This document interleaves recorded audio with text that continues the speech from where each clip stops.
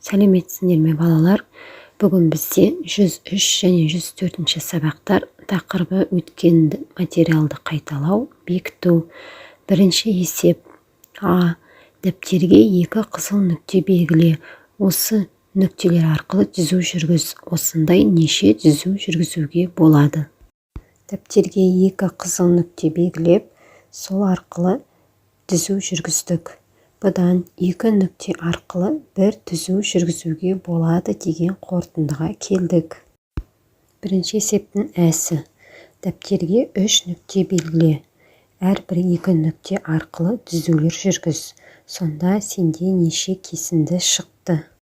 Дәптерге 3 нүкте белгіледік.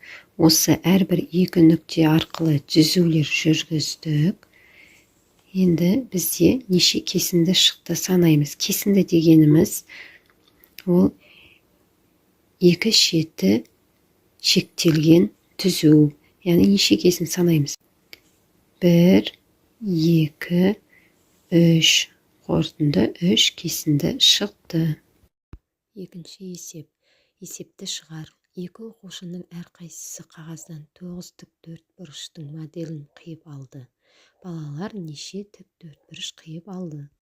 2 оқушы әрқайсысы 9 тік төртбұрыштан қиып алды. Барлығы екеуі қанша тік төртбұрыш қиып алды? Шешуі. 2-ні көбейтеміз 9-ға 18. Жауабы 18 тік төртбұрыш қиып алды. Үшінші есеп. Сандар тізбегін құр және жаз. А. 3-тен бастап 33-ке дейін 6-дан қоса отырып, Ә. 4-тен бастап 39-ға дейін 7-ден қоса отырып, Б. 35-тен бастап 3-ке дейін 8-ден азайта отырып, В. 46-дан бастап 1-ге дейін 9-дан азайта отырып. Асы. 3-тен бастап 33-ке дейін 6-дан қоса отырып, яғни 3-ке 6 қосқанда 9, оған 6 қосқанда 15, оған 6 қосқанда 21, оған 6 қосқанда 27, оған 6 қоссақ 33 шығады. Әсі. 4-тен 39-ға дейін 7-ден қоса отырып, 4-ке 7 қоссақ 11, 11-ге 7 қосқанда 18, 18-ге 7 қосқанда 25, 25-ге 7 қосқанда 32, 32-ге 7 қоссақ 39 болады. Б. 35-тен 3-ке дейін 8-ден азайта отырып. 35-тен 8-ді азайтқанда 27, 27-ден 8-ді азайтсақ 19, 19-дан 8-ді азайтқанда 11, 11-ден 8-ді азайтқанда 3 шығады. В. 46-дан 1-ге дейін 9-дан азайта отырып. 46-дан азайтсақ 9-ды 37, одан 9-ды азайтсақ 28, одан 9-ды азайтқанда 19, одан 9-ды азайтсақ 10, оннан 9-ды азайтқанда 1 шығады. Төртінші есеп. 4, 6, 8, 10 сандарын бірден өзге бірдей қосылғыштардың қосындысы түрінде жаз. Қосындыны көбейтіндімен алмастыр.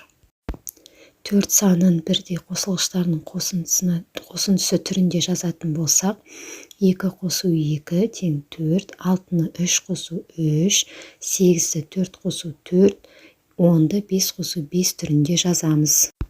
Енді осы қосылғыштарды көбейтуге алмастыратын болсақ, 2-ні 2-ге көбейтеміз 4, 3-ті 2-ге көбейтеміз 6, 4-ті 2-ге көбейтеміз 8, 5-ті 2-ге көбейтеміз 10. Бесінші есеп. Кестелерді толтыр. Яғни кестедегі бос ұяшықтарды табамыз. Оны қалай табамыз? Бірінші бізде көбейткіш 2, екінші көбейткіш бізде белгісіз. Көбейтінің мәні 12. Оны табу үшін 12-ні бөлеміз 2-ге. Сонда бізде 6 шығады. Екінші бізде бірінші көбейткіш белгісіз. Екінші көбейткіш 5, көбейтінің мәні 15. Бұл жерде де 15-ті 5-ге бөлеміз. Сонда бізде бірінші көбейткіш 3 шығады. Бірінші көбейткіш 6, екінші көбейткіш 3, яғни екеуін көбейтеміз. Көбейтінің мәні 18. Екінші кестеде бөлінгіш 12, бөлгіш 3, бөлінгінің мәні 12-ні 3-ке бөлгенде 4 шығады. Бөлінгіш белгісіз, бөлгіш 3, бөліндің мәні 5. Оны табу үшін 5-ті 3-ке көбейтеміз, 15 шығады. Бөлінгіш 18, бөлгіш 6, 18 6-ға бөлгенде бөліндің мәні 3 шығады. Міне кестені сызып қойдым. Бос ұяшықтарды қызыл қаламмен жаздым. 6-шы есеп. Теңдік тура болатындай етіп жақшаларды қой. Міне жақшаларды қызыл қаламмен белгілеп қойдым. Ең алдымен жақшаның іші орындалады, балалар. 10-нан 2-ні азайтқанда 8, 8-ді бөлеміз 2-ге 4 шығады. 17-ден 2-ні азайтқанда 10, 15-ді 3-ге бөлгенде 5 шығады. Ең алдымен жақшаны орындаймыз. 2-ге 3-ті қосқанда 5, 5-ті 4-ге көбейткенде 20 шығады. 7-ші есеп. Өрнектер құр және олардың мәнін тап. Асы 3 пен 7-нің көбейтіндісінен 9-ды азайту керек. Әсі 8 пен 3-тің көбейтіндісін 4-ге бөлу керек. Міне өрнекті жаздым. Жақшаның ішінде 3 көбейту 7, сыртында азайту 9. Тен жақшаны орындаймыз. 3-ке 7-ні көбейткенде 21, 21-ден 9 азайтқанда 12 шығады. Әсі жақшаның ішінде 8 көбейту 3, жақшаның сыртында бөлу 4. Тең ең алдымен жақшаны орындаймыз. 24 шығады, 24-ті бөлеміз 4-ке 6 шығады. 8-ші есеп. Асы 18 саны 2 және 9 сандарынан қанша артық? Оны табу үшін 18-ден 2-ні және 9-ды азайтамыз. Әсі 18 саны 2 және 9 сандарынан неше есе артық? Оны табу үшін 18-ді 2-ге және 9-ға бөлеміз. Міне 18 саны 2 санынан қанша артық екенін білу үшін 18-ден 2-ні азайтамыз. 16 шығады. Сонда 18 саны 2 санынан 16-ға артық. 9-дан қаншаға артық білу үшін 18-ден азайтамыз 9-ды. Сонда 11 шығады. Сонда 18 саны 9 санынан 11-ге артық. Әсі 18 саны 2 санынан неше есе артық екенін білу үшін 18-ді 2-ге бөлеміз. Сонда 9 шығады. Демек 18 саны 2 санынан 9 есе артық.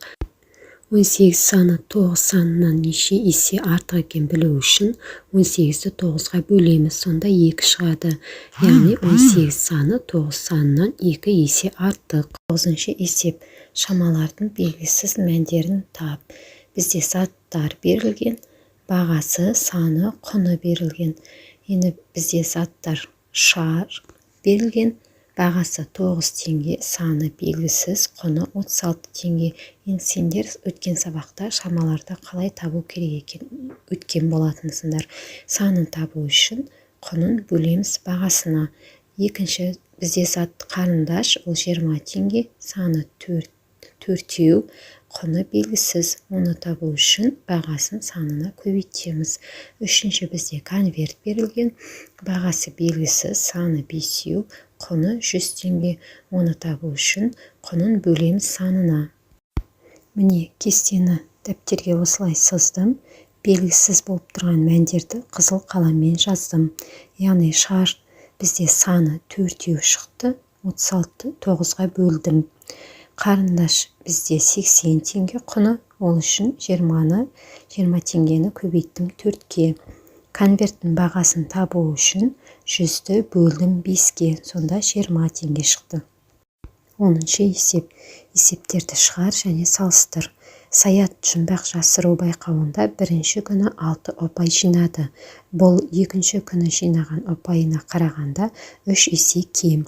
Саят екінші күні неше ұпай жинады? Ең алдымен шартын құрып аламыз. Бірінші күні 6 ұпай жинады. Ол екінші күннен 3 есе кем. Екінші күні белгісіз ұпай. Шешуі табу үшін 6-ны көбейтеміз 3-ке. Тең 18 ұпай шығады. Жауабы екінші күні 18 ұпай жинады. 10-шы есептің екіншісі. Саят жұмбақ жасыру байқауында бірінші күні 6 ұпай, ал екінші күні одан 3 есе артық ұпай жинады. Саят екінші күні бірінші күнге қарағанда неше ұпай артық жинады? Шартын құрып аламыз. Бірінші күні 6 ұпай, екінші күні белгісіз, бірақ бірінші күннен 3 есе артық жинаған. Енді екінші күні бірінші күннен қаншаға артық ұпай жинағанын тап деп тұр сендерге. Шешуі. Егерде шартында 2 сұрақ белгісі болса, ол деген сөз 2 амал қолданамыз. Бірінші амал біз екінші күннің ұпайын табуымыз керек. 6-ны 3-ке көбейтеміз. 18 ұпай жинаған екен екінші күні. Екінші амал біз қаншаға артық жинағанын табу үшін 18-тен азайтамыз 6-ны. Сонда бізде шығады 12 ұпай шығады. Жауабы екінші күні 12 ұпай артық жинады.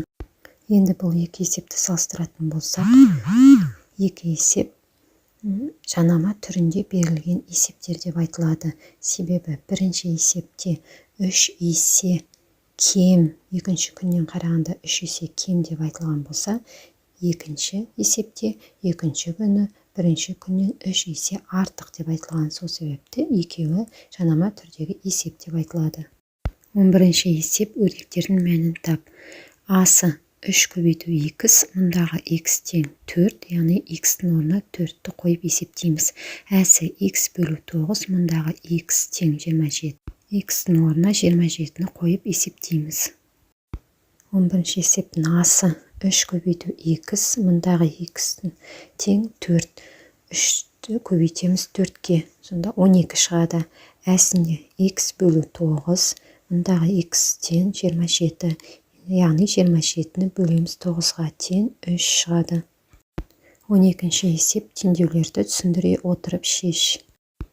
X бөлу 3 тең 8. Бұл жерде бөлінгіш белгісіз болғандықтан 8-ті көбейтеміз 3-ке. X тең 24 шығады. Енді тексереміз. X-тің орнына 24-ті қоямыз. Бөлу 3 тең 8. 8 тең 8. X көбейту 3 тең 15. Екі көбейткіштердің біреуі белгісіз болса, бұл жерде бөлеміз, яғни 15-ті бөлеміз 3-ке. X тең 5. Тексереміз. 5 көбейту 3 тең 15. 15 тең 15. 18 бөлу x тең 2.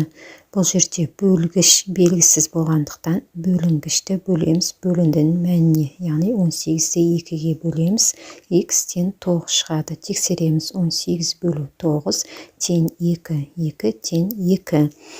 X қосу жақшаның ішінде 54 азайту 8 тең 48. Бұл жерде бізде күрделі теңдеу берілген.